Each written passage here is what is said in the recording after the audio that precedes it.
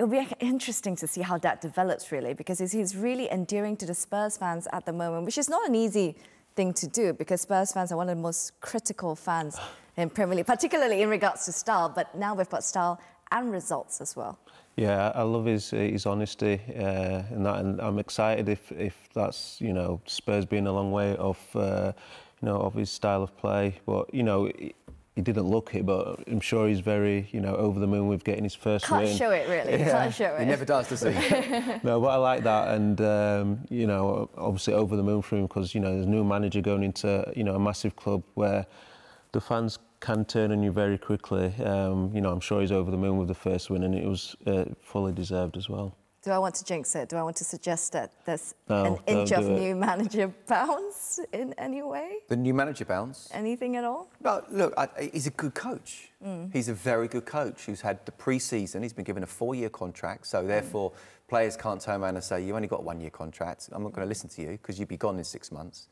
The club and Daniel Levy have given him the belief and the platform to say to the players, I'm here for the long run, are you going to come with me? Then it's about his personality and style and coaching ability. And most football players actually want to have the ball. You know, it's quite basic, it's what we want. Whereas Conte and Mourinho, it was defend, defend, defend, and then try and counter, and then but you've got to go 80 yards up the pitch. They're now playing with the ball, they're playing in an aggressive but positive manner.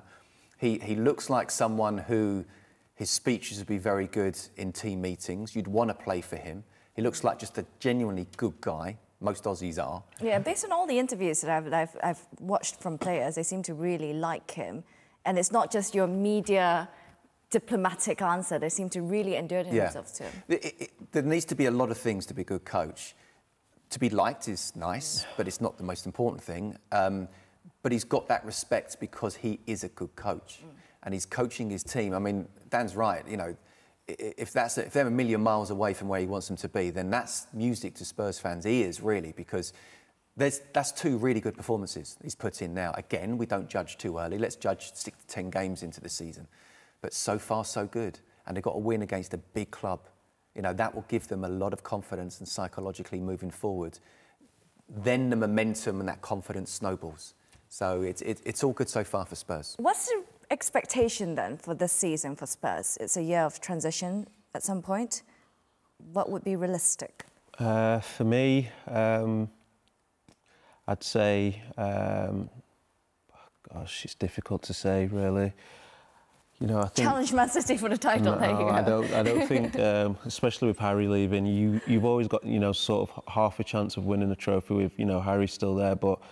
You know, with him leaving, and you know, if they don't get anybody in to replace him, I think they've got to be happy with. If they can get 5th or 6th, I think they've got to be happy with that for sure. Not Champions League. That would not be the aim. I see, obviously City. I see how Arsenal played for a majority of the game last week. Newcastle, they look like, you know, they're here to stay for a while. Brighton, just kicked off against Man City as well a couple of minutes ago. Yeah, Brighton. Liverpool, you can always, you know, count on them, and then you just don't know how Chelsea are going to be. So, you know, unfortunately, I'd put them teams, you know, ahead of Spurs in the rankings that come what may.